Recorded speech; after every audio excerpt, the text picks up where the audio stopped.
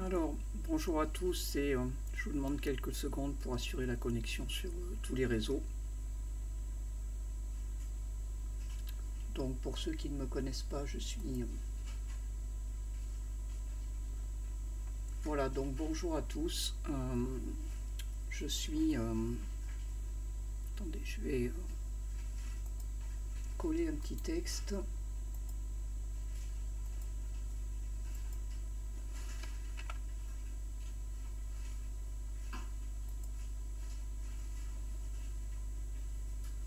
Voilà, donc je suis Odile Morin, je suis la présidente de l'association Handisocial, une association de lutte contre le validisme. Et je suis en direct ce soir pour pousser un coup de gueule et le faire de manière argumentée et étayée. Parce que la France insoumise instrumentalise l'accessibilité des personnes à mobilité réduite et vient d'annoncer une proposition de loi dont vous voyez s'afficher, proposition de loi pour instaurer une accessibilité réelle des logements aux personnes en situation de handicap. Mais en fait, ça ne va pas permettre une accessibilité réelle, ça va continuer à maintenir un système de ségrégation et au contraire, ça ne va pas du tout servir les droits des personnes handicapées. Parce que l'accessibilité du logement, c'est un droit fondamental qui ne doit pas être instrumentalisé à des fins politiques. Et le problème, c'est que la France insoumise et les filles exploitent cette cause pour sa communication, sans proposer de solution qui soit juridiquement et techniquement viable. Plutôt que de consulter les associations qui défendent le droit de vivre en milieu ordinaire, la France insoumise continue à s'appuyer sur des structures qui gèrent des établissements spécialisés et qui entretiennent un système ségrégatif.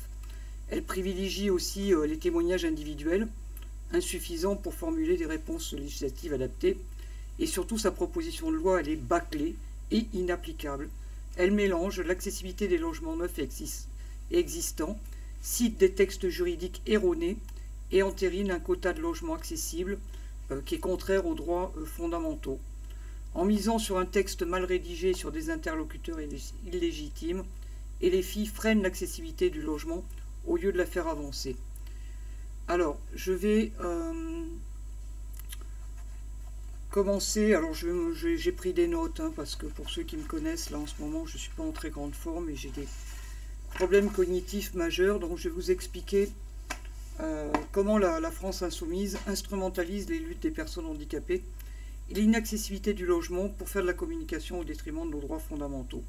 Alors, il faut rappeler que ce n'est pas la première fois que la FI tente d'instrumentaliser les personnes handicapées, notamment avec son programme handicap de 2022 qui était particulièrement et éminemment validiste et sur laquelle la France insoumise n'a pas apporté une virgule de correction, elle persiste et signe.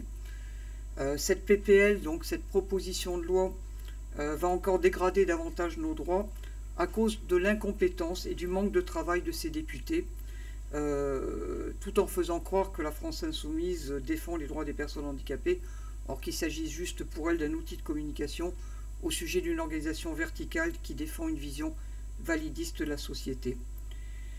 Donc maintenant, on a Alma Dufour et Anaïs Bellouassa qui nous proposent une loi censée instaurer une accessibilité réelle des logements accessibles, une accessibilité réelle des logements aux personnes en situation de handicap, or que leur texte démontre surtout une ignorance crasse du sujet. Alors d'abord, la première problématique, c'est qu'Alma Dufour et Anaïs Bellouassa continuent à colporter la légende de la loi de 2005 qui aurait prévu 100% de logements accessibles dans le neuf, légende sciemment colportée par l'APF et les pouvoirs publics et les lobbies du BTP. La seule chose que la loi de 2005 avait prévue, c'est 100% d'accessibles dans le neuf, mais, et c'est là le plus important, mais uniquement pour les logements collectifs situés en rez-de-chaussée et ceux desservis par ascenseur, ce qui correspondait en réalité à 45% de la production de logements neufs selon les données de l'INSEE.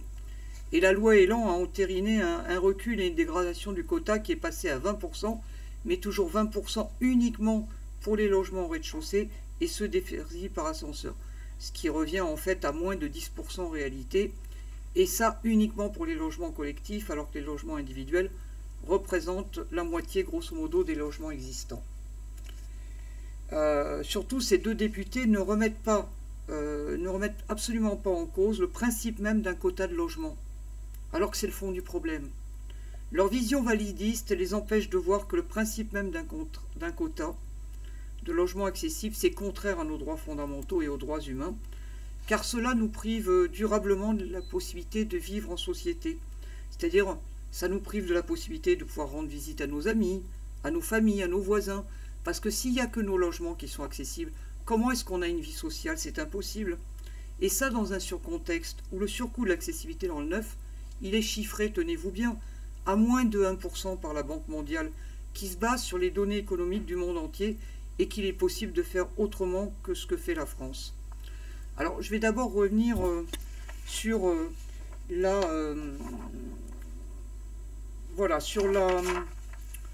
la conférence de presse insoumise du 25 mars, avec la scandaleuse prise de parole d'Anaïs Bellouassa devant l'Assemblée nationale pour présenter sa proposition de loi. Parce qu'elle commence par citer des chiffres qui sont contestables de mon point de vue. La seule source que ces deux parlementaires ont réussi à trouver en matière d'accessibilité et de handicap, c'est l'APF France Handicap, qui est justement la première responsable de la loi Elan. Il faut quand même rappeler que c'est l'APF et le JIHP qui ont négocié dans le dos des personnes handicapées avec le gouvernement avant même que la loi Elan sorte et qui ont accepté le principe même d'un quota. Et comme on l'a vu, le quota il est contraire à nos droits fondamentaux. Merci à ceux qui nous suivent de partager largement sur tous les réseaux, puisque ce live est diffusé en direct sur Facebook, sur Instagram, sur YouTube, sur LinkedIn normalement, et sur Twitch. Voilà, donc n'hésitez pas à les relayer, à appeler les amis pour nous aider à faire connaître ce scandale. Donc, je rappelle que l'APF et le JHP, et c'est pas moi qui le dis, c'est des médias qui l'ont documenté, l'APF et le JHP avaient produit, avant même que la loi soit présentée aux parlementaires, un texte où ils acceptaient le principe même du quota, et c'est en avril 2018 que le ministre Jacques Mézard a expliqué à quel point l'APF a collaboré avec eux pour produire une loi qui a réduit encore plus le quota existant et qui ont donc aggravé notre accès au logement. Alors ensuite, Anaïs affirme qu'il y aurait 1 million de nos concitoyens qui ne peuvent pas sortir de leur logement seuls, en rattachant cela à l'accessibilité. Alors d'abord, moi je ne vois pas d'où sort ce chiffre, qui me paraît particulièrement fantaisiste, et qui décrédibilise l'ensemble du propos. D'autant que dans la PPL, par contre, elle cite un autre chiffre, et là c'est 300 000. Vous voyez le sérieux. Il est important aussi de préciser qu'au-delà de ne pas pouvoir sortir seul de son logement, il y a énormément de personnes, et là j'ai pas de chiffres à donner, qui ne peuvent pas du tout sortir du logement et qui sont littéralement prisonnières de leur logement. De même, elle affirme que vouloir instaurer et rétablir en acte l'accessibilité intégrale à 100% sur les constructions neuves et faciliter la mise en accessibilité des parties communes sur l'ancien et le nouveau bâti. Outre que la proposition de loi Dufour et Bellouassa démontre qu'elles ont sur l'objectif de leur loi le principe du maintien même du principe d'un quota, et en plus elles proposent un quota inférieur à celui de la loi de 2005. Donc en fait elles ne restaurent pas l'accessibilité intégrale à 100%. Elles instaurent un nouveau quota, et en plus ce quota est inférieur à celui de la loi de 2005. Donc elles démontrent encore leur ignorance crasse en parlant de mise en accessibilité des parties communes dans le nouveau bâti. Elles mélangent allègrement la question de l'accessibilité du logement existant et celle de logement neuf, alors que ce sont deux problématiques totalement différentes, qui se règlent de manière différente, qui relèvent de réglementations différentes, voilà. Et pour expliquer, on ne met pas en accessibilité des parties communes d'un bâtiment neuf, puisque pour être accessibles, elles doivent être conçues dès le départ comme étant accessibles, et qu'il n'est pas possible de modifier cela après la livraison du bâtiment fini.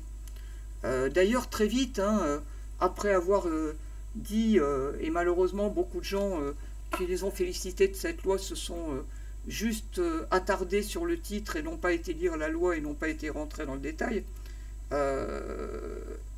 elles reconnaissent très vite que le soi-disant 100% c'est du flan, et que l'objectif réel c'est 30% à l'échelle de la commune d'ici 2030 sur les parcs sociaux, mais aussi sur les logements des Crous.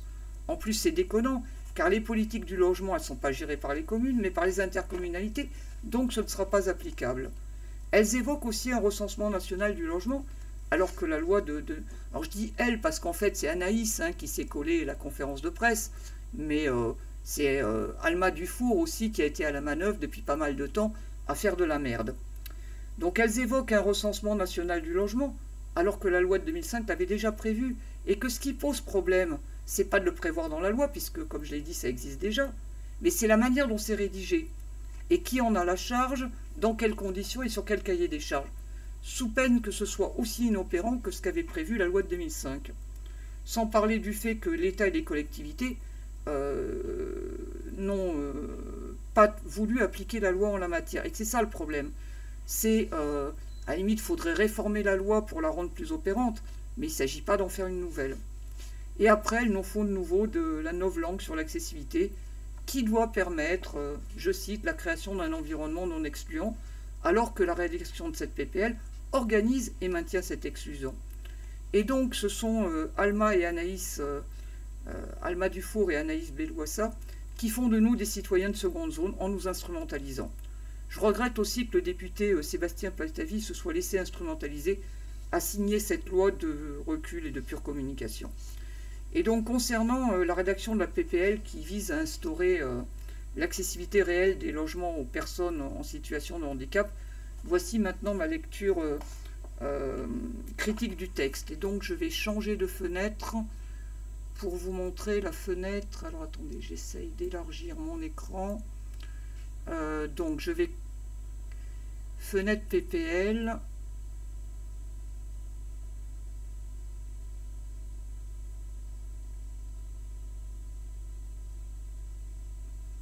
Alors, est-ce que je peux, voilà, avancer dans le texte? Voilà, oui. Donc, vous avez vu, ça a été signé par un certain nombre de députés qui, à mon avis, ne l'ont pas lu et puis surtout n'ont aucune expertise technique sur le sujet. Je pense notamment à mon collègue, ex-collègue François Picmal, qui se fout royalement des personnes handicapées et qui n'a aucune expertise sur le sujet, ce qui l'empêche en général pas de s'exprimer sur le sujet, ce qui est regrettable. Et il y a, je pense, plein de gens de bonne foi parmi les parlementaires qui ont signé cette proposition de loi, mais malheureusement, ils ne l'ont pas étudiée et c'est problématique. Alors, on va commencer par l'exposé des motifs. L'exposé des motifs. Donc, ça commence par un vocabulaire qui est problématique de la part de ceux qui sont censés écrire la loi. Déjà, vous voyez, il y a une confusion entre normes d'accessibilité et règles d'accessibilité. Elle parle de normes d'accessibilité, alors que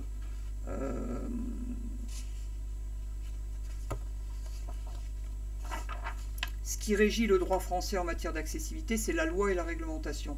La norme, c'est souvent quelque chose d'optionnel et c'est basé sur un système de normalisation problématique, souvent basé sur des initiatives privées. De même, la PPL, vous voyez, ici, il parle de dérogations qui sont multipliées depuis 2005, alors que, en fait, en réalité, en dehors de l'ordonnance d'accessibilité et de la loi de 2005, le problème principal, c'est que l'objectif initial de la loi de 2005 n'a jamais été de produire 100% de logements accessibles, contrairement à ce qu'affirment les deux députés, alors que depuis 1975, des architectes de renom affirmaient la nécessité et la possibilité de construire 100% accessible. De même, elles citent ici l'article 64 de la loi Elan, mais elles en font une citation tronquée. Voilà, puisque elles oublient de préciser que les 20% de logements ne concernent encore une fois que les logements situés dans les bâtiments d'habitation collective, ceux qui sont au rez-de-chaussée et ceux qui sont desservis par ascenseur. Donc en fait, contrairement à ce qu'elles affirment, ce n'est pas la fin du principe d'accessibilité de tous, de tout, alors de tous à tout, puisque cela n'a jamais existé. Elles mettent en avant aussi une loi de 2005 qui n'avait pourtant pas prévu dès le départ 100% de logements accessibles, et donc pour des élus qui se présentent comme soucieux de nos droits fondamentaux, il est problématique de convoquer à l'appui d'une proposition de loi les gestionnaires de lieux de privation de liberté, dénoncés par l'ONU et par le sous-comité de prévention de la torture. en commençant par se baser sur des chiffres issus d'une enquête de l'APF France Handicap. Voyez, c'est en bas de page, voilà. APF France Handicap, voilà leurs références. Les gestionnaires de lieux de privation de liberté et de lieux de ségrégation. Voilà, je pense que c'est une nouvelle démonstration de leur compréhension fine des enjeux. De même, la reprise du vocabulaire politiquement correct de personnes en situation de handicap, au lieu de parler simplement de personnes handicapées, c'est assez symptomatique. Alors, toujours au chapitre du vocabulaire mal maîtrisé. La confusion entretenue entre logement... Alors, attendez, ça c'est logement accessible et logement adapté. Un logement accessible, c'est un logement dans lequel toutes les personnes handicapées peuvent circuler. Alors qu'un logement adapté, c'est un logement qui est adapté spécifiquement à une personne en particulier. Pareil, elle cite ici les chiffres de l'ANCOLS. Les chiffres de l'ANCOLS qui considèrent que 18%... Alors c'est où ça? C'est... Voilà, ici, voilà. Voilà, oui, ici. Seuls 18% des logements seraient considérés comme accessibles et 6% seulement seraient accessibles et adaptés. Donc visiblement, il y en a une qui a lu mon texte, le rapport que j'ai produit en complément de celui de la Fondation Abbé Pierre sur la politique du logement et sur qui est responsable de l'échec du logement accessible à tous. Et elles reprennent des chiffres de l'ANCOLS, qui est un organisme d'État, qui en fait se base sur des données des bailleurs sociaux. Le problème, c'est que les bailleurs sociaux, ils font une confusion entre des labels comme le label Habitat Senior Service et la réglementation accessibilité. Le problème, c'est que le label, il n'est pas conforme à la réglementation, donc ça permet de gonfler les chiffres et de faire croire qu'il y a plus de logements accessibles qu'il y en a en réalité. Il est intéressant aussi de voir qu'elle cite comme éléments statistiques des éléments de 2022 de l'adresse. Or, il y a un rapport de l'adresse qui est sorti il y a 2-3 mois qui concerne 2024, donc même pas capable d'aller chercher les bonnes données. Après, donc elles se contredisent, hein, puisqu'à un moment, elles parlent de 300 000 personnes qui rencontrent de grandes difficultés pour sortir de leur logement sans assistance, alors que devant l'Assemblée, Naïs parle d'un million de personnes. Et fort de café de se réclamer de la Convention ONU, alors que le programme handicap de l'AFI, qui dit une chose et son contraire, et qui a été dénoncé par Handi Social en 2022, bafoue le droit international en l'appelant à la perpétuation des lieux de ségrégation. Elles font encore plus fort, avec une lecture erronée du rapport que j'ai produit et des propos contradictoires avec les paragraphes précédents. Par exemple, page 5. Alors, page 5...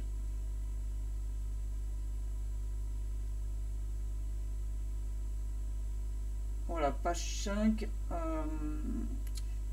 Voilà, elles viennent se contredire et tout mélanger. Elles écrivent notamment, alors c'est où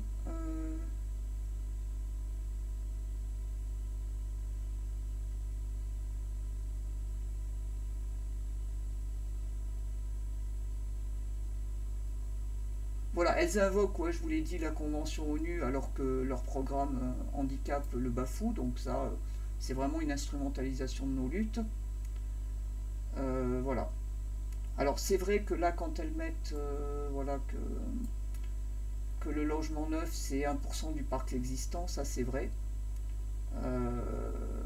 Et elles mettent, par rapport à l'ensemble, la loi ne permet aujourd'hui l'accessibilité théorique de 20% seulement des 45% de logements propices, les rez-de-chaussée et les immeubles dotés d'un ascenseur dont plus de 3 étages.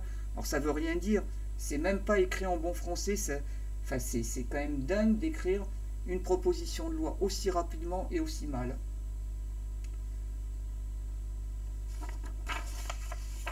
Voilà. À un moment, elle cite aussi un truc, elle cite des chiffres, mais il n'y a pas de lien pour vérifier les chiffres qu'elle donne. Elles disent que 4600 logements seraient accessibles dans la production annuelle de 2018. C'est pas étayé, et vu les chiffres qu'elles ont donnés par ailleurs, c'est problématique. Après,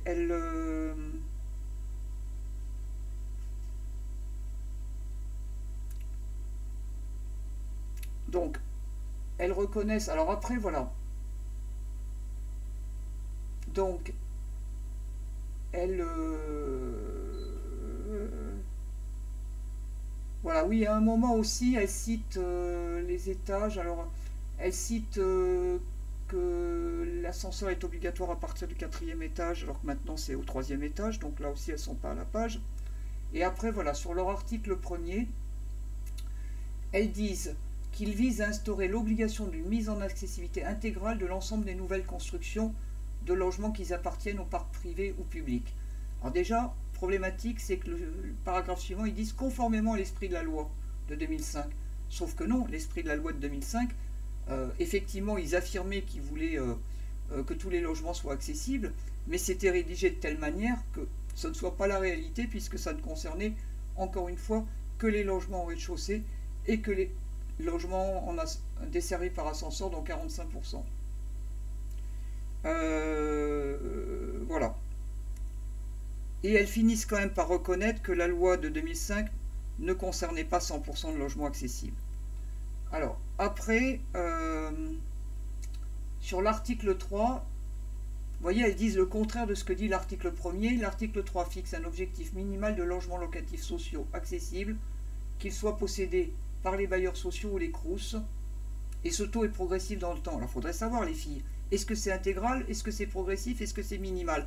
Parce que les trois termes, ça ne veut pas dire la même chose quand même. Donc on voit déjà que le fameux 100%, il a du plomb dans l'aile. En fait, elles sont juste en train de nous reproduire la loi Elan, et tout ça pour le plus grand bénéfice des gestionnaires d'établissements spécialisés qui ont permis que cette loi fasse régresser le quota initial. Vous voyez, tout ça pour ça. Après, sur l'exposé des motifs de l'article 4, ça montre là aussi une méconnaissance du sujet quand elles évoquent la transmission d'informations concernant l'accessibilité du logement dans le répertoire national des logements locatifs sociaux, sauf à vouloir se contenter de cocher une case disant que le logement est conforme à la réglementation accessibilité. Ce sera utile, mais ce ne sera pas suffisant. Pourquoi? Parce qu'il y a une différence entre le logement accessible et le logement adapté. Et que ce qui est important au final, c'est que le logement accessible, il soit adaptable pour pouvoir être adapté à chaque locataire qui l'occupera. Et ce qui est important, c'est qu'on ait des informations précises sur le niveau d'adaptation du logement et la possibilité de l'adapter davantage à un locataire précis dans une situation de handicap précise. Or, ce n'est pas du tout ça. Après, l'article 5, alors là, c'est qui renforce les compétences des services publics départementaux de l'autonomie. Alors là, c'est la vaste fumisterie. Car d'une part, les agents communaux qui sont évoqués ne sont absolument pas qualifiés pour vérifier le respect des règles de construction et le respect des règles d'accessibilité. Et ce fameux SPDA, services publics départementaux de l'autonomie, ce n'est qu'une coquille vide, qui n'est que le regroupement à moyens constants des services communaux et départementaux qui interviennent dans le champ de la réponse aux besoins des personnes âgées handicapées. Et qui dit agents communaux, dit que ce seront donc y compris le simple secrétaire de mairie d'un village qui assurera la vérification de la réglementation accessibilité. Quand on sait à quel point elle est complexe, je dis encore une fois, bravo les championnes. Après, donc, elles évoquent dans le troisième alinéa de l'article 5 un fonds départemental de l'autonomie pour aider les bailleurs et les CROUS à adapter leur logement. Alors ça, c'est intéressant de prime abord, mais cela omet l'exonération de la taxe foncière sur les propriétés bâties pour les logements qui ont plus de 15 ans, qui existe déjà, et ça n'évoque pas l'articulation entre les différents dispositifs, ce qui va poser un problème de lisibilité et donc d'application de la loi. Après l'article 6, s'il est intéressant d'étendre le dispositif MaPrimeAdapt aux parties communes, l'augmentation de la prise en charge ne permet pas la réelle réalisation des travaux, parce que le problème, c'est qu'adapter les logements, c'est passer à côté de l'enjeu. L'enjeu principal et urgent, c'est de construire 100% dans le neuf, 100% sans aucune exception.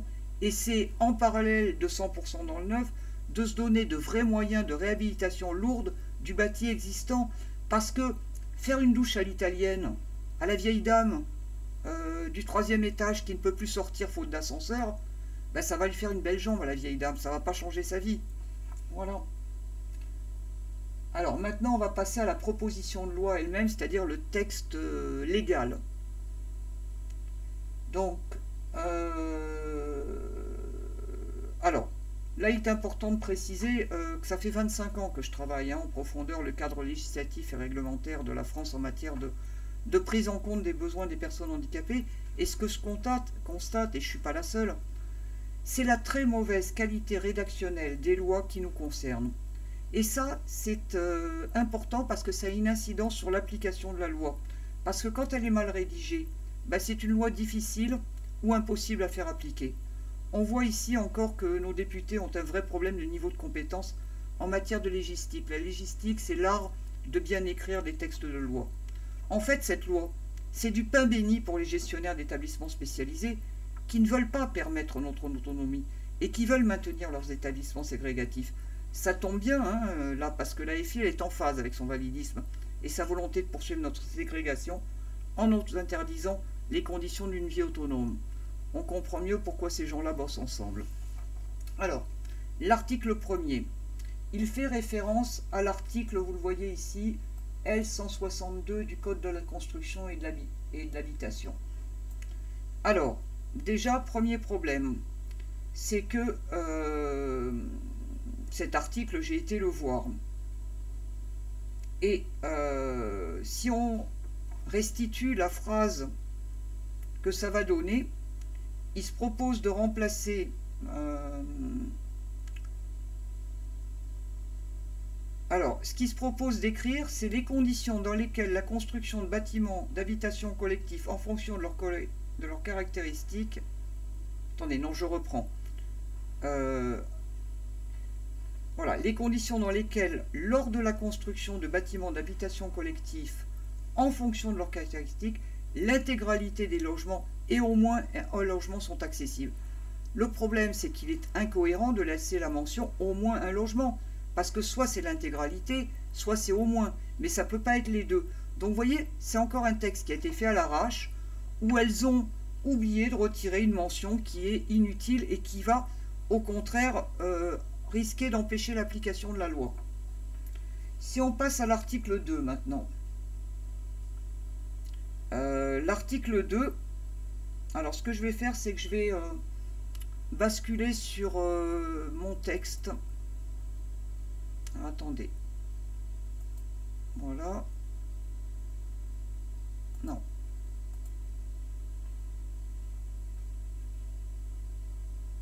Voilà, et je vais cacher cette fenêtre. Voilà. Donc là maintenant, je vais aller... Alors, attendez. Je suis page...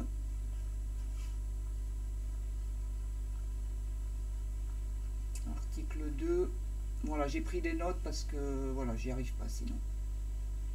Voilà, sur l'article 2, il fait référence à un article 25.2 de la loi du 10 juillet 1965 fixant le statut de la copropriété des immeubles bâtis. Alors, je vous passe ce qu'il dit, mais en fait, la proposition, le problème qu'il y a là, c'est que la proposition qui vise à modifier prévoit de remplacer ici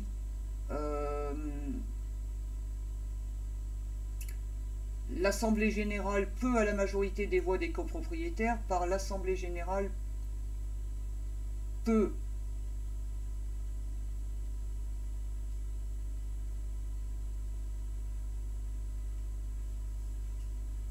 à la majorité prévue à l'article 26 et je ne vois pas ce que ça change. Voilà, et surtout ce qui pose problème c'est l'alinéa 2. En fait, il remplace ici l'Assemblée générale peut à la majorité des voix des copropriétaires s'opposer à la réalisation de ces travaux par décision motivée par l'atteinte portée par les travaux à la structure de l'immeuble ou à ses éléments d'équipement essentiels ou à leur non-conformité à la destination de l'immeuble. Et il remplace ça par l'Assemblée générale peut à la majorité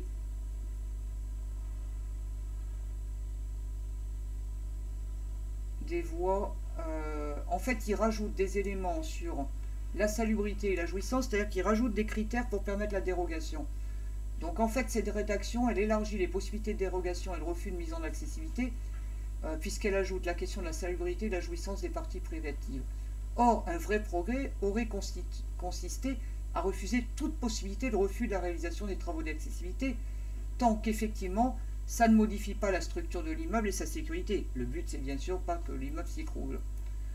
Donc, et que ceci soit attesté non pas simplement par un homme de l'art, mais par un expert indépendant, ce qui n'est pas tout à fait la même chose. Alors maintenant sur l'article 3. L'article 3, il pose un problème fondamental puisqu'il réintroduit un quota après avoir affirmé le contraire en propos liminaires et dans la communication publique. Et ça, je pense que les personnes handicapées qui ont applaudi cette proposition de loi se sont arrêtées aux affirmations des deux députés, aux affirmations malhonnêtes. Donc, en fait, ce qu'elles disent, c'est que elles disent que les organismes et sociétés cités, donc, alors dans la loi, en fait, c'est les organismes HLM, doivent garantir dans chaque commune qu'une part de leurs logements locatifs sociaux sont accessibles aux personnes handicapées ou en perte d'autonomie. Cette part ne peut être inférieure à 10% au 1er janvier 2026, 20% au 1er janvier 2028 et 30% au 1er janvier 2030. Et ils parlent après ils mettent la même chose pour les résidences universitaires. Donc la question, c'est en quoi le quota actuel qui persiste en fait, le quota actuel donc va persister puisque la réalité aujourd'hui, c'est que c'est 10% avec la loi Elan des logements collectifs qui doivent être accessibles. Ben là, il propose qu'en 2026, ce soit toujours 10%. Donc, je ne vois pas en quoi c'est un progrès, c'est plutôt une régression. Et donc, ça va permettre de continuer à construire majoritairement inaccessible pour de nombreuses années encore. On a vraiment des championnes. Alors, après, on passe à la question de... Vous voyez, mes notes sont trop précises, je les publierai, je leur enverrai pour qu'elles puissent corriger leur proposition de loi. Mais enfin là, c'est pas la corriger, c'est la refaire à zéro. Et changer tout, il y a tout à changer. Là, il n'y a pas... Enfin, si, l'article 7... qui dit de financer l'ensemble sur les cotisations sur le tabac, ça c'est un grand classique de toutes les lois, ça elles peuvent le garder, le reste il va falloir le virer. Donc ensuite, elle propose, voilà, que l'article 3, page 8 de la PPL, elle propose que le respect des obligations soit vérifié au moyen des déclarations prévues à un article du Code de la construction. Alors, en quoi ça pose un problème? En quoi le respect des obligations est-il vérifié au moyen d'une déclaration au répertoire des logements locatifs sociaux? On va cocher une case. En quoi ça permet d'être sûr? Ça permet rien du tout. Et puis, petit problème, c'est tellement bien écrit que nos deux députés trouvent le moyen de faire référence à un alinéa 8 de l'article L411-10 du CCH. Alors cet alinéa 8, ben, il n'existe pas. Voilà, il n'existe pas. Pareil, elles font référence à l'article 149-5 du service public départemental de l'autonomie, qui fait référence à un cahier des charges qui n'existe toujours pas. D'ailleurs, c'est le Haut Conseil de la famille, de l'enfance et de l'âge qui a donné un avis sur le projet d'arrêté, donc qui n'est pas sorti, et qui dit que ça repose beaucoup sur des engagements de principe et ou de moyens, que ça ne comporte pas d'objectifs de résultats qui seraient opposables et mesurables. Voilà, il en va de même du suivi des situations, de la mesure de la satisfaction des usagers, qui sont cités comme des démarches à conduire, mais sans précision sur la fréquence et les modalités. En plus, on va dire que laisser le président du département prononcer une condamnation alors qu'il n'a aucune compétence sur l'accessibilité ni maîtrise du sujet, c'est encore un grand n'importe quoi qui promet encore une loi inapplicable. Alors, on passe à l'article 4. Là aussi, il fait référence à l'article L411-10 du CCH et son répertoire des logements locatifs sociaux. Et il propose d'insérer une deuxième phrase après le premier alinéa. Manque de peau, ben, l'alinéa 1, ben, il comporte qu'une seule phrase. Donc il n'y a pas deux phrases, donc ce sera difficile d'insérer un texte après une phrase inexistante. Qu'est-ce qu'on a d'autre de savoureux de la part de nos deux championnes? Voilà, l'article 4. Alors, nouveau problème, elles font encore référence à des alinéas qui n'existent pas dans l'article cité, puisque l'article, le 411-10, ne comporte pas d'alinéa 8 ni d'alinéa 10. Quand on sait que les nanas touchent 6 000 € par mois, ça commence à faire cher pour les contribuables, un tel foutage de gueule. Surtout, sur le fond, leur proposition de passer par les services publics départementaux de l'autonomie pour vérifier les critères d'accessibilité. Ça démontre une nouvelle fois une incompétence crasse et un manque de travail sur le sujet. Moi, ce que je préconise, c'est que ce soit l'État qui assure les contrôles, comme ça se faisait d'ailleurs avant 2005, et que ces contrôles ils soient systématiques, d'abord sur plan, puis lors de la livraison des logements, avec la possibilité d'interdire leur mise en vente et leur mise en location si les immeubles et les bâtiments ne sont pas strictement conformes à la réglementation accessibilité. Ben non, ça c'est pas une mesure qu'elle propose. En fait, elle propose de l'inopérant. Elles nous font de la communication pour se faire mousser, pour dire regardez, gentils handicapés, comme on est gentil avec vous, on s'est penché sur vos problèmes de logement, on va tout résoudre. Bon, en fait, elles se foutent de notre gueule. L'article 5. Alors, il revient encore sur la vérification de l'accessibilité par ce fameux service public qui sera inopérant. Donc là, j'ai pas pris la peine d'aller revérifier, voilà, parce que je manquais de temps. Mais elle propose en alinéa 7 que le président du conseil départemental puisse imposer la mise en accessibilité du logement dans un délai qu'il fixe et qu'il vérifie la réalisation des travaux de mise en accessibilité avec le concours des fonctionnaires et agents publics. Or, lorsqu'un logement est livré sans respecter les règles d'accessibilité, il est souvent très difficile, voire impossible de rattraper cela, car l'inaccessibilité liée à des défauts d'organisation du bâti et de répartition entre les murs porteurs et les cloisons, c'est ce qui empêche généralement une mise en accessibilité conforme à la réglementation et donc de faire des travaux ultérieurs. De plus, laisser le président du département fixer un délai pour mettre en accessibilité, c'est ne pas connaître la réalité des pratiques des présidents des départements, qui aujourd'hui, majoritairement en France, encouragent la production de logements inaccessibles et ont parfois des pratiques parfois clientélistes avec les bailleurs sociaux et les promoteurs. Alors, leur article 6, il dit que c'est l'Agence nationale de l'habitat qui finance la politique d'accessibilité des logements aux personnes handicapées. Or, si on peut concevoir que cette politique soit dévolue à cette agence pour ce qui concerne le logement existant, c'est une aberration concernant le logement neuf, puisque, encore une fois, l'accessibilité du bâtiment elle est garantie non pas par des travaux complémentaires, mais par la manière dont est conçu le bâtiment. Et on a vu que le surcoût de l'accessibilité dans le neuf, c'est moins de 1%. Donc le problème, il n'est pas là. Encore une fois, de nouvelles démonstrations de l'incompétence crasse sur le sujet et du manque de travail. Et en plus, les auteurs trouvent le moyen de nous dire que tout cela doit garantir, je cite, doit garantir que chacun puisse se loger dans un habitat accessible et adapté à sa personne et doit assurer la liberté de choix pour toute personne de son mode d'habitation. Comment avec un quota, on ne va pas avoir choisir où on vit? En fait, elle continue à consacrer le principe même d'un quota qui est contraire aux droits de l'homme et à nos droits fondamentaux. L'article 7. L'article 7, c'est un article classique qui prévoit la création d'une taxe additionnelle sur les tabacs. Donc ça, on n'est pas contre. Alors maintenant que j'ai décortiqué les propos d'Anaïs lors de sa conférence de presse et la proposition de loi elle-même, je vais me permettre de contextualiser dans quel cadre intervient mon propos. D'abord, en ce qui concerne Alma Dufour, alors attendez, je vais revenir à mon texte.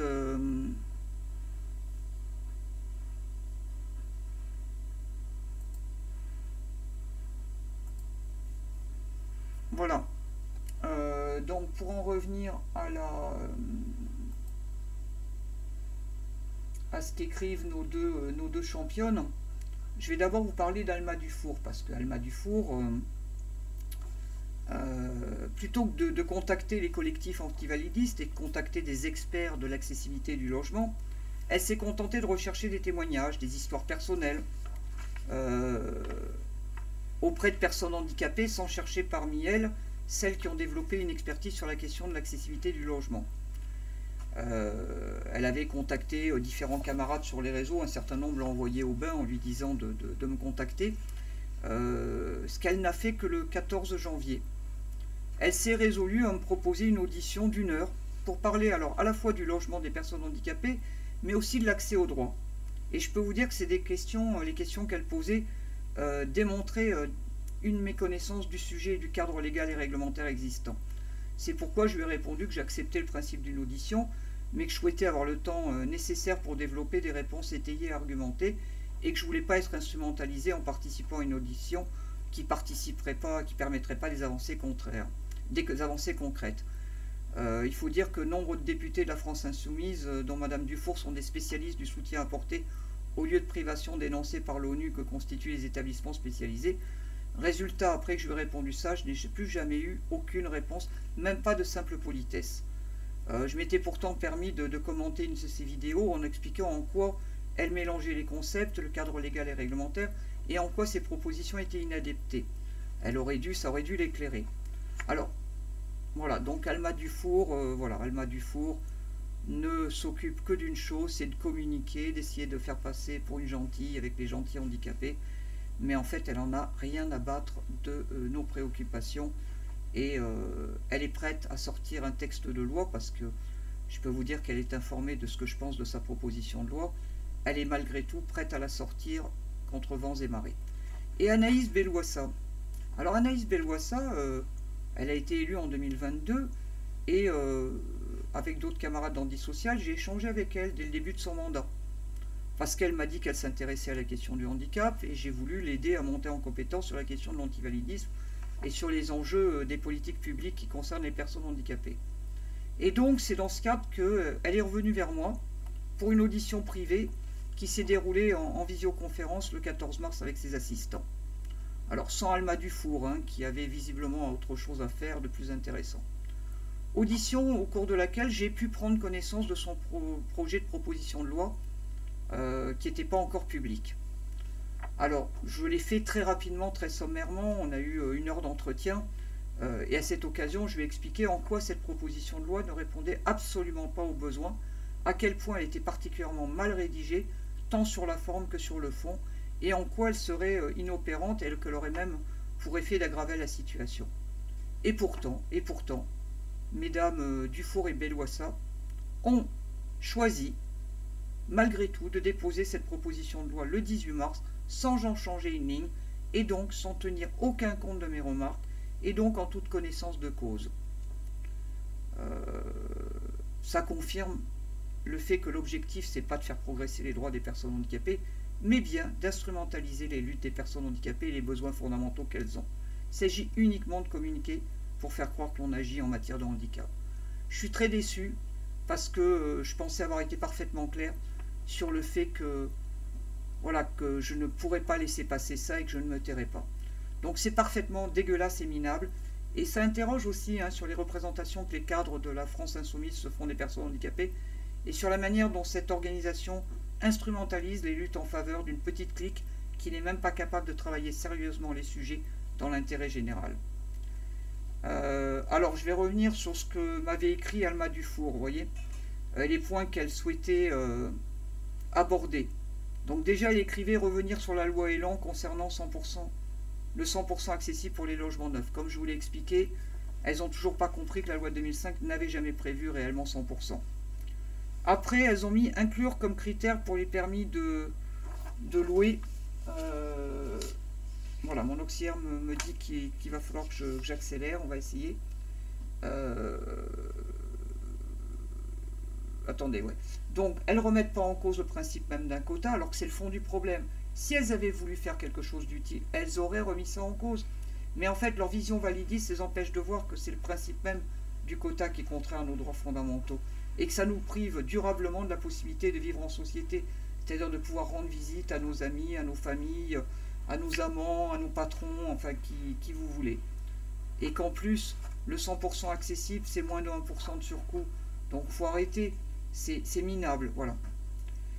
Après, elles ont mis inclure comme critère pour les permis de louer pour les rez-de-chaussée l'accessibilité PMR. C'est aberrant, et ça relève là aussi d'une logique ségrégative qui considère qu'on ne peut être logé qu'en rez-de-chaussée, et qui nous interdit de fait de choisir à quel étage nous désirons vivre, ce qui pose aussi la question de la sécurité à cause des risques majorés d'intrusion. Et puis ça nécessite de s'interroger sur la manière dont on prévient aussi les dangers inhérents aux pluies torrentielles qui peuvent conduire à 2 ou 3 mètres d'eau dans un rez-de-chaussée, et à l'impossibilité pour les personnes en fauteuil roulant ou âgées dépendantes de fuir. Après, elles évoquent le recensement du logement accessible. Déjà, il aurait fallu lire la loi de 2005 pour savoir que c'était déjà prévu. Après, sur la question de la retenue CAF, elles proposaient une retenue CAF pour les logements non conformes. Bah, désolé les cocottes, hein, le sujet est bien plus complexe et on a vu précédemment que la proposition de loi, elle répond absolument pas aux besoins. Et concernant le chapitre sur l'accès au droit, il est affligeant de parler de la création d'un numéro unique pour les dossiers MDPH comme si c'était le seul problème que nous avions. Vraiment, vraiment, ça, voilà. Et sur la demande, alors, Alma Dufour, la championne, faisait une demande de mise en place de compensation lorsque les délais de la MDPH ne sont pas respectés. Alors ça frise l'indécence et ça démontre une nouvelle fois la méconnaissance crasse du sujet. Et puis surtout, c'est une question de logique aussi. Comment on met en place des compensations si les délais ne sont pas respectés? Et puis qui mettra en place cette compensation si ce n'est pas la MDPH qui ne respecte justement pas les délais? Et puis c'est ignorer aussi qu'il y a une procédure d'urgence. D'ailleurs, je suis la première à avoir fait jurisprudence sur le sujet. Et j'ai fait partie des gens qui ont rédigé le texte de la procédure d'urgence pour la PCH. Donc là, encore une fois, les filles, il faut bosser. Il ne faut pas juste prendre la monnaie, il faut bosser. Et puis elle nous propose la revalorisation de la hache. Alors ça ne veut rien dire parce qu'en plus, ça oublie encore une fois toutes les personnes handicapées pauvres qui ne relèvent pas de cette seule prestation et ça nécessite d'avoir une vision globale du sujet. Voilà, et donc je vais vous lire la conclusion de mon mail à Alma Dufour. En bref, si votre objectif est de sortir une PPL à tout prix dans des délais extrêmement courts pour dire que vous agissez en matière de handicap, ce sera sans moi. Par contre, si vous êtes décidé à travailler sérieusement le sujet, je pourrai collaborer. Visiblement, elles ont choisi clairement de nous instrumentaliser. Et maintenant, je vais finir par vous dire un peu qu'est-ce que j'ai fait comme proposition pour ceux qui ont eu le courage de lire mon rapport de 80 pages. Je suis désolé, je suis définitivement en difficulté pour synthétiser ma pensée. Donc déjà, il faut rappeler que seule la production de 100% de logements accessibles dès le premier étage et la mise en accessibilité de l'existant associé au développement de services d'accompagnement et d'assistance dans la communauté basés sur le droit à la vie autonome est la seule voie conforme pour permettre la participation à la vie en société sur la base de l'égalité. Et ça, c'est le seul moyen de respecter les engagements internationaux de la France pour passer d'un modèle médical et charitable du handicap à un modèle fondé sur les droits humains. Après, il y a la question de la désinstitutionnalisation, de l'accessibilité du droit à la vie autonome, qui est la condition indispensable du droit au logement. Voilà. Ça passe par mettre en place des budgets d'assistance personnelle, permettre une prise en charge de l'ensemble des besoins d'aide humaine, d'aide technique, d'aménagement du logement quand il est nécessaire, d'aménagement du véhicule. C'est aussi mettre en place, assurer aux intervenants professionnels des conditions de travail qui redonnent de l'attractivité à ce secteur. Parce qu'on a tellement maltraité, les politiques publiques ont tellement maltraité les personnels qui nous accompagnent qu'on a de plus en plus de mal à en trouver. Et puis il faut un échéancier de désinstitutionnalisation avec un moratoire sur la création de places en institution de façon à basculer tous les moyens vers la vie autonome. C'est prendre aussi en compte dans la GLI, ce qu'on appelle la garantie des loyers impayés, les titulaires de l'AH et les personnes qui ont des pensions d'invalidité, des rentes AT et des rentes MP. Elles auraient pu faire une loi là-dessus. Ben non, elles passent à côté. C'est s'assurer aussi que le plafond du FSL, Fonds Solidarité Logement, évolue au gré des augmentations de l'AH et de ses compléments. C'est ce que j'ai obtenu moi pour la métropole et la Haute-Garonne, mais ce n'est pas le cas dans le reste de la France. C'est aussi nous assurer un des revenus décents et individualisés, à minima à hauteur du seuil de pauvreté monétaire. Et puis donc c'est construire selon la conception universelle et réhabiliter autrement, pour loger sans discrimination et sans surcoût. Donc il faut 100% de logements neufs accessibles et que tous les étages soient desservis par ascenseur. Et en ce qui concerne le neuf, l'accessibilité totale est essentielle pour mener une politique qui permette notre participation à la vie sociale. Et donc, pour ça, il faut que les logements soient conçus pour être à la fois accessibles et adaptables, c'est-à-dire qu'ils puissent être rendus adaptés à une personne en particulier sans nécessiter quasiment de travaux. Et là, j'ai des propositions techniques, conceptuelles et réglementaires pour limiter les surcoûts à moins de 1% grâce à la conception universelle.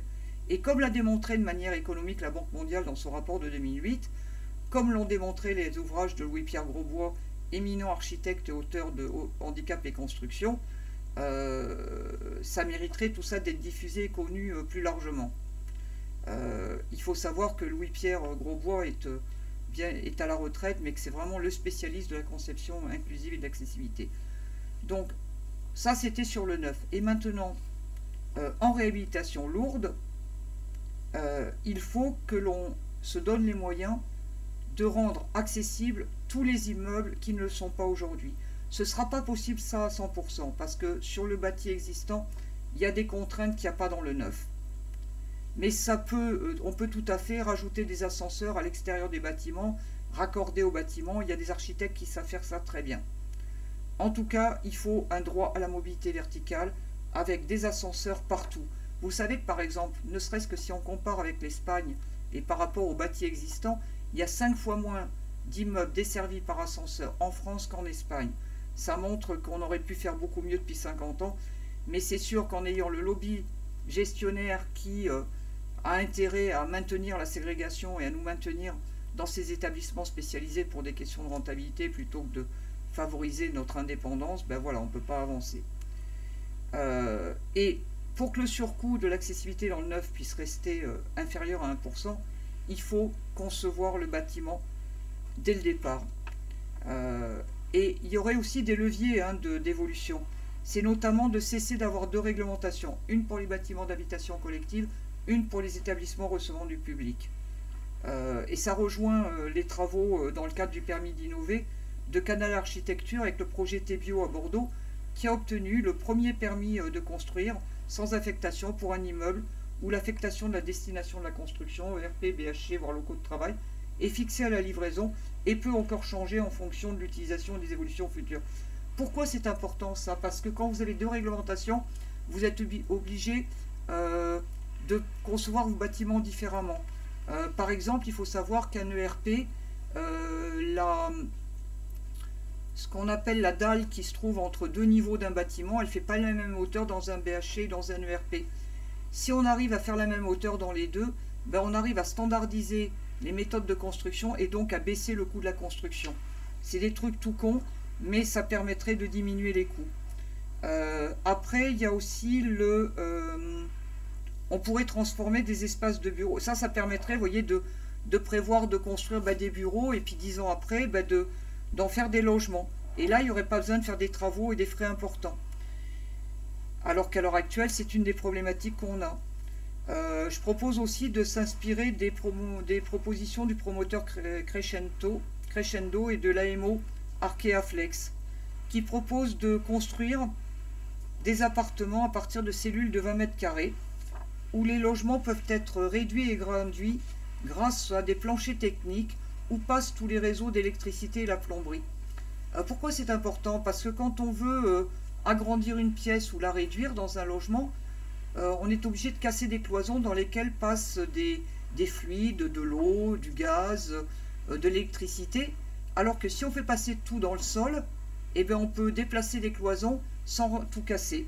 Donc là aussi, c'est un moyen de réduire les coûts, parce que comme le dit Didier Boulin, président de Crescendo, classiquement, tout est noyé dans le béton, donc la moindre modification nécessite de tout détruire. Là, tout sera accessible en filière sèche. Les occupants pourront recréer ou déplacer les pièces d'eau, les toilettes et la cuisine. Et sur la question de la réversibilité du logement, c'est-à-dire que on peut modifier son affectation à sa destination, c'est-à-dire qu'on peut passer d'un local de travail à un établissement recevant du public, à un logement. Il faut aussi lire les travaux d'Anne Démian, architecte urbaniste. Alors il y a une autre source potentielle d'économie pour la construction. C'est ce qui se fait dans les pays scandinaves. C'est l'étanchéification de tous les sanitaires et salles d'eau. Et ça doit s'accompagner de discussions avec les assureurs. Pourquoi? Pour diminuer les primes des assurances dégâts des eaux. Parce qu'en fait, les douches à l'italienne, surtout si elles sont mal faites, parce que bien souvent les artisans ne maîtrisent pas le sujet, elles peuvent provoquer des inondations. Et d'ailleurs, n'importe quelle douche ou n'importe quelle baignoire.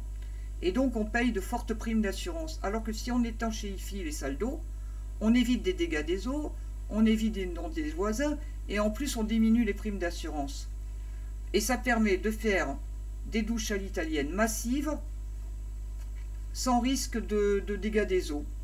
Mais ça, il faut le prévoir dès la conception.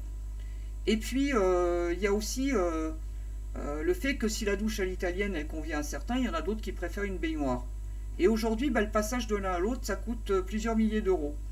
Et surtout, l'immense majorité des logements sont prévus soit pour accueillir une douche, soit une baignoire, et rien n'est fait pour que on puisse accueillir soit une douche, soit une baignoire, sans que ça nécessite des travaux de démolition. Et pourtant, pour 100 euros, ben, on a une solution. C'est-à-dire qu'il suffit d'un simple siphon de douche qui coûte une centaine d'euros, et qui, s'il est posé dès l'installation d'une douche à l'italienne, permet d'y raccorder une baignoire sans avoir à casser la douche.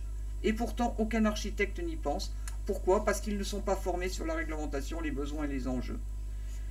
Et ça, c'est un des gros problèmes aussi. Et là aussi, c'est ce qui manque dans la loi. C'est d'obliger les architectes en exercice à se former. C'est de faire que la loi...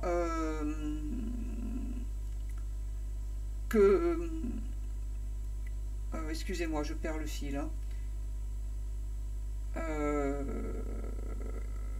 Ouais, ce que je voulais dire... Oui, voilà, il faut que... parce que même les nouveaux architectes, c'est prévu par la loi de 2005, les jeunes qui sont dans les écoles d'architecture sont censés être formés. Ils ne l'ont pas été pendant plus de 15 ans, ça se fait dans certaines écoles, pas dans d'autres. C'est minimaliste, c'est l'APF qui fait ça, ou des gens, des officines qui palpent l'argent et personne ne vérifie ce qu'elles font derrière. Donc c'est du grand n'importe quoi, et surtout on ne leur explique pas pourquoi. Et puis, il y a d'autres enjeux sur la question de l'adaptabilité. C'est une des propositions aussi que je porte. C'est que, vous voyez par exemple, un logement accessible et adaptable, c'est un logement dans lequel on pourrait avoir un WC qui soit à différentes hauteurs. Pourquoi? Parce que par exemple, si vous avez une personne en fauteuil manuel, en général, elle va préférer un WC à 45 cm de hauteur pour pouvoir se transférer facilement. Alors que une personne en fauteuil roulant électrique, elle aura besoin d'une assise à 60 voire 75 cm de hauteur, si c'est par exemple une personne âgée qui a du mal à plier les genoux. Or, si à chaque changement de locataire, il faut changer le WC, ça finit par coûter cher. Alors que si vous concevez votre WC avec un WC qui s'accroche au mur, donc ça, il faut l'anticiper en prévoyant un mur porteur ou en prévoyant une cloison très solide, et sur lequel vous fixez différents points d'ancrage, un point d'ancrage à 45 cm, un autre point d'ancrage à 75 cm, un autre à 60, et que vous raccordez votre WC avec des flexibles souples, et bien le jour où vous changez de locataire ou vous changez de propriétaire, vous déplacez, vous mettez votre WC sur un nouvel ancrage à la nouvelle hauteur, et vous n'avez pas rien à casser. Voilà. Alors qu'aujourd'hui on gaspille l'argent public. Il y a aussi tout un travail à faire sur la réutilisation de la filière bois-terre-paille, sur la question du dérèglement climatique, sur la question du confort d'été. Voilà. Et surtout, il est important dans les bâtiments collectifs de massifier l'obligation de porte automatique, parce que là aussi, si c'est pris au stade du projet, ça rend les coûts négligeables. Et puis la maintenance, moi j'ai l'exemple dans mon bailleur, avec mon bailleur à Toulouse, où j'ai imposé l'automatisation de la porte d'entrée de l'immeuble, parce que et des sas d'accès au parking, parce que en fait les portes réglées à 50 newtons avec des portes vitrées, c'est impossible. Ils n'arrivent pas à les régler conformément à la réglementation, et donc en fait on est obligé de se faire accompagner pour rentrer et sortir des immeubles neufs. C'est un peu con quand même comme solution.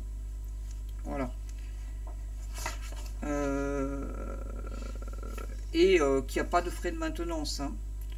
Donc il faut rendre obligatoire pour tous les architectes en activité une formation technique et juridique, et il faut s'assurer que ceux qui assurent la formation la maîtrisent. Après, sur l'adaptation de l'existant, il serait nécessaire d'exiger qu'en parallèle des travaux de rénovation thermique qui se développent de plus en plus, il y ait une obligation de mise en accessibilité. D'une part pour limiter les temps de travaux, et d'autre part pour diminuer le coût global, parce qu'en permettant une seule intervention sur site avec les mêmes personnels, par exemple on ne monte pas 2 fois l'échafaudage, on peut intervenir à la fois sur le volet thermique et à la fois sur le volet de l'accessibilité. Ouais. Après, l'histoire d'augmenter la prime ADAP, alors que les plus bas revenus, de toute façon, même en l'augmentant, tant que c'est pas 100% de prise en charge, ils ne pourront pas financer ces problèmes. Et puis encore une fois, c'est pas en adaptant quelques petites choses qu'on va changer les problématiques.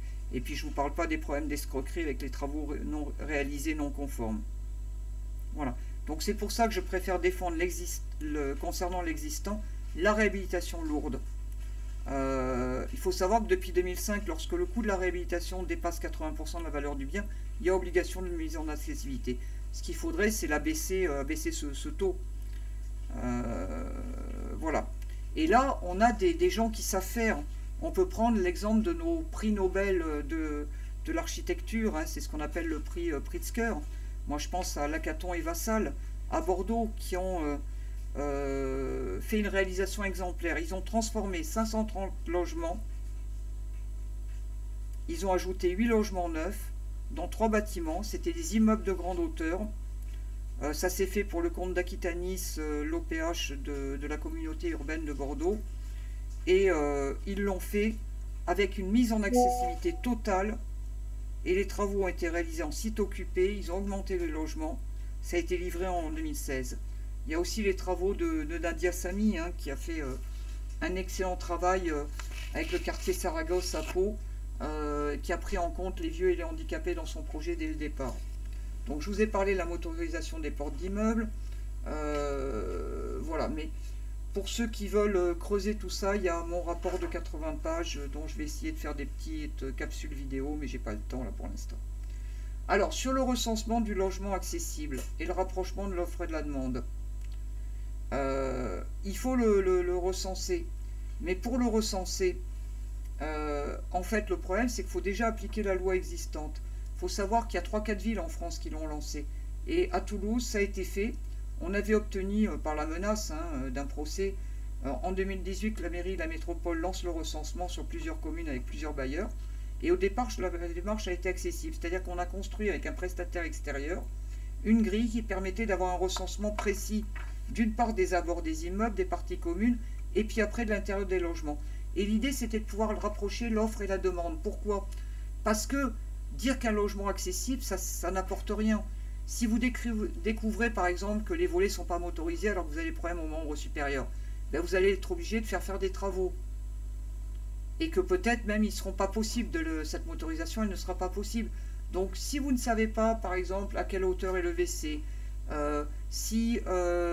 quelle est la taille des pièces, s'il y a des prises assez bas pour une personne en fauteuil, si vous ne savez pas s'il y a une alarme visuelle pour les personnes sourdes, si vous ne savez pas si le plan de travail dans la cuisine est à telle hauteur plutôt qu'à telle autre, si vous ne savez pas si c'est une douche, si vous ne savez pas quelle dimension elle fait, si vous ne savez pas si vous allez pouvoir faire demi-tour dans toutes les chambres avec votre fauteuil roulant ou pas, si vous n'avez pas tous ces détails-là, vous ne pourrez pas avoir une proposition de logement adapté.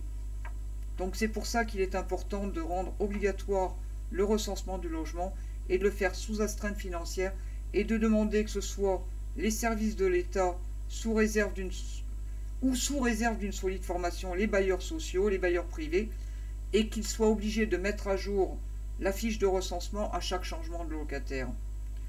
Et surtout, il faudrait qu'aucun logement ne puisse plus être mis en location en France sans avoir été évalué en termes d'accessibilité et d'adaptation. Première mesure à prendre, mais ça, ces chères madame Dufour et Belloassa ne l'ont pas proposé. Voilà, et puis il faut aussi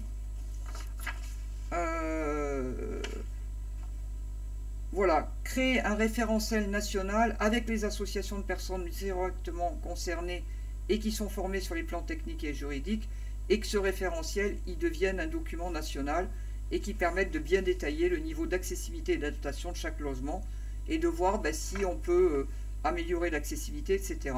Et il faut rendre obligatoire et prévoir des pénalités automatiques sur les propriétaires de façon à s'assurer du recensement déjà à chaque changement de locataire et le reste. Et puis il y avait d'autres mesures à prendre, par exemple sur rétablir l'égalité dans les attributions, formaliser un mécanisme de réservation des logements accessibles vacants et leur attribution en priorité aux personnes handicapées et âgées nécessitant de tels logements, pour éviter ce qu'on fait actuellement, de continuer à proposer les rares logements accessibles aux personnes valides. C'est aussi construire, avec les représentants non gestionnaires des personnes handicapées, un document qui permette de mieux préciser les besoins des personnes handicapées en matière de logement. Parce que le CERFA de la demande de logement social, il n'est pas assez précis pour permettre de bien répondre à la demande de la personne. Il faudrait poser plus de personnes aux personnes pour avoir une connaissance plus fine de leurs besoins. Il faut aussi revoir le document de l'USH qui a été construit avec les bailleurs sur la notion de proposition adaptée ou pas, qui sert à comptabiliser les refus d'offres de logement pour les demandes de logement locatif dans le cadre des commissions intercommunales de logement. Il faut savoir que vous pouvez vous retrouver banni et qu'on vous refuse toute nouvelle proposition de logement parce que vous avez refusé un logement qui était inadapté, simplement comme les critères de l'USH ne sont pas adaptés, ben on va considérer que la proposition était adaptée alors que n'elle n'était pas. Voilà. Il faut aussi ajouter des critères de priorisation du PDA et l'HPD, c'est un document sur le logement des personnes défavorisées au niveau départemental, sur l'inaccessibilité et l'adaptation du logement. C'est aussi prévoir un indicateur sur les demandes de logement accessible des personnes handicapées qui ont besoin d'un logement spécifique adapté, parce qu'on peut avoir un handicap et ne pas avoir besoin d'un logement spécifique. Ce ne sont pas toutes les personnes handicapées qui ont besoin d'un logement accessible. C'est uniquement une partie d'entre elles et les personnes âgées qui ont des problèmes de dépendance. Voilà.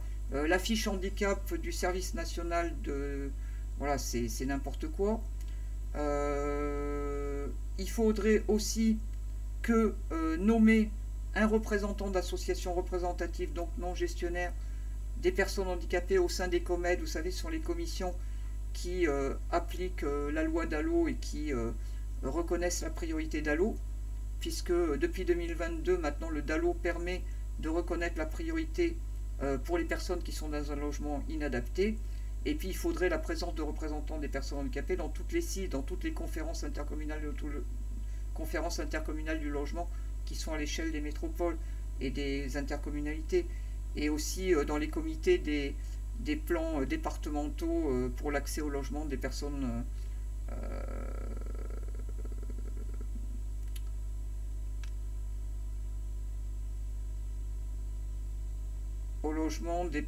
défavorisées. Le droit à la mobilité verticale, la question des ascenseurs, je vous en ai parlé. Et pour ça, il va falloir revoir la proposition de loi Brun qui a consulté uniquement les personnes valides et même pas les gestionnaires. Voilà. Et puis il faut refuser la solution de portage des personnes handicapées dangereuses qui est privative de liberté et qui est inadaptée aux personnes handicapées que promeut cette loi. Et puis il faut enfin travailler avec la Fédération des ascenseurs pour que les ascenseurs évitent de tomber en panne quand on aura du 45-50 degrés, parce que ça, l'électronique, elle supporte pas, puis qu'on gère la question des inondations. Je vais m'arrêter là. Je vais juste regarder les remarques que vous avez faites pour voir si voilà, s'il y a des questions. Ouais.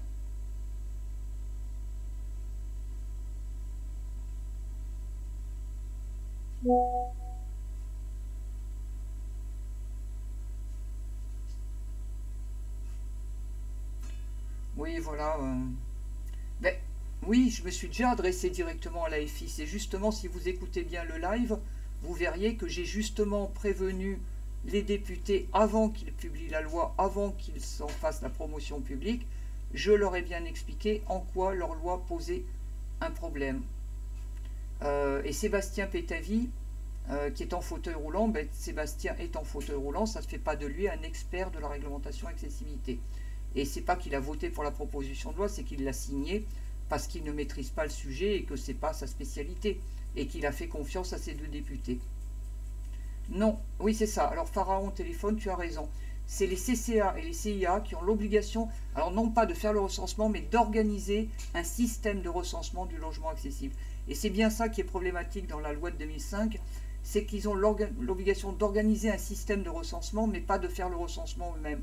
Et ils n'en ont pas le pouvoir, puisqu'ils n'ont pas les pouvoirs, les CCA et les CIA n'ont pas le droit de rentrer dans les logements des personnes qui les occupent. Donc elles ne peuvent pas être recensées comme ça. Donc c'est ça, voilà. Malhonnête, non, je suis... bah écoute, si tu écoutes jusqu'au bout, tu verras que oui, c'est très malhonnête, puisqu'elles savent parfaitement que leur loi sera inapplicable et qu'elles l'ont quand même sortie. Donc ça, si tu n'appelles pas ça de la malhonnêteté, il y a un problème. Après, les dépucés FN, RN, alors eux, ils ferment leur gueule parce que de toute façon, ils en ont rien à foutre des personnes handicapées. La seule chose qu'ils nous proposeront, c'est de crever comme l'ont fait leurs ancêtres, comme l'a fait Vichy et comme l'a fait Action T4, le programme d'élimination des personnes handicapées des nazis. Donc les FN et le RN, ils se taisent et s'ils viennent sur ma page, ils dégagent. Bah Dominique, écoute, t'es pas obligé de rester sur ma page si tu penses que voilà que la FI a raison sur tout. Et l'agressivité, bah oui, nous les personnes handicapées, on finit par être agressifs depuis 50 ans qu'on nous maltraite et depuis 50 ans qu'on se fait balader par des gens voilà, qui maîtrisent pas le sujet.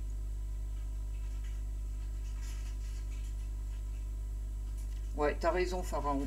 Voilà. Voilà, donc je vais arrêter maintenant. Et bah, ce que je vous propose, c'est de, même si c'est très brouillon ce que j'ai fait, c'est tout ce que j'ai réussi à faire dans l'état dans lequel je suis sur le plan cognitif. Mais je vous invite à diffuser largement. Et puis maintenant, j'invite pas Alma Dufour parce qu'elle a... bon, même Anaïs, enfin bon. Je pense qu'il vaut mieux que je reprenne ça avec des gens un peu moins... qui cherchent un peu moins à nous instrumentaliser. En tout cas... S'il y a des députés qui veulent faire une loi sur l'accessibilité du logement, je serai prête à les aider. Là par contre, tant qu'elles ne retirent pas leur proposition de loi et tant qu'on ne repart pas tout à zéro, je ne travaillerai pas avec ces deux nanas et je ne manquerai pas de reprendre leur article et de participer et de médiatiser leur proposition de loi et de les tacler à chaque fois jusqu'à ce qu'elles retirent cette infamie qui est un recul, qui consacre le principe d'un quota, qui consacre un quota équivalent à celui qui existe actuellement et qui nous propose pour 2030 de l'améliorer faiblement sans s'en donner les moyens puisque de toute façon cette loi sera inopérante. Voilà. Alors, la réglementation concernant le bâti. Alors attention, donc c'est dans le code de la construction et de l'habitat. Et en fait... le problème, c'est que vous avez aussi des sites... alors, en fait, ceux qui veulent vraiment trouver toutes les règles d'accessibilité, je vous conseille la lecture, en fait. Ça va être le mieux. Attendez. On va essayer de...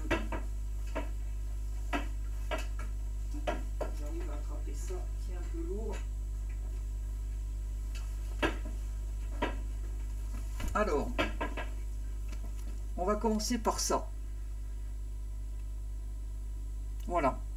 Voilà. Vous voulez connaître les règles d'accessibilité, je vous conseille cet ouvrage dont j'ai vérifié la pertinence, qui reprend bien la réglementation accessibilité telle qu'elle est aujourd'hui. Alors attention quand même à un détail, c'est que ça c'est la réglementation accessibilité dans le neuf et dans l'existant. Mais dans le neuf, qui est la réglementation s'applique à la date du permis de construire, non pas à la date de construction, mais à la date de dépôt du permis de construire. Donc c'est ça qui dit quel cadre réglementaire. Seulement la loi, elle a beaucoup changé avec le temps. Donc si par exemple vous vous intéressez à l'accessibilité d'un bâtiment qui a été livré il y a 2-3 ans, c'est pas forcément les règles d'accessibilité qui s'appliquaient aujourd'hui. Il y a eu des modifications. Par exemple, la douche italienne a été réinstaurée alors qu'elle avait disparu. Vous avez un autre document qui est intéressant, c'est celui-là.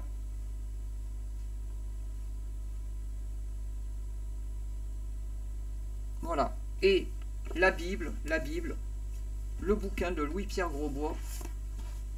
Attendez, je ne sais pas si je vais réussir à le soulever. Qui s'appelle Handicap et construction. Il faut prendre la dernière édition.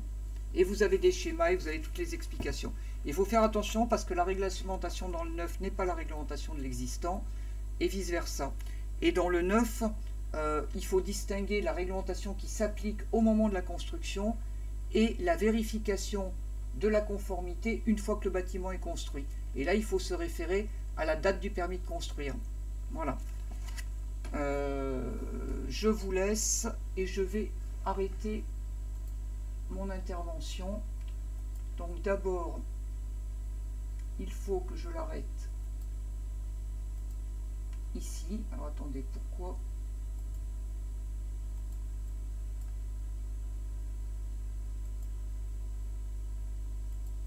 je n'arrive pas à finir ça? Merde.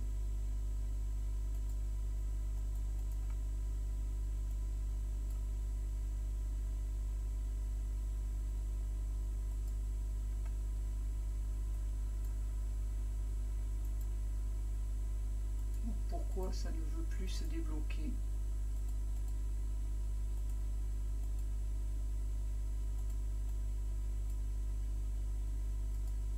Bon, je vais être obligé de faire autrement. Merde.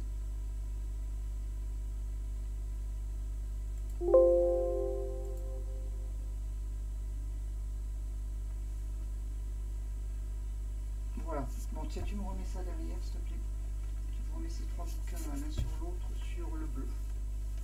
On est comme ça vers moi. Voilà. Voilà. Bon, c'était très poussif, très nul, mais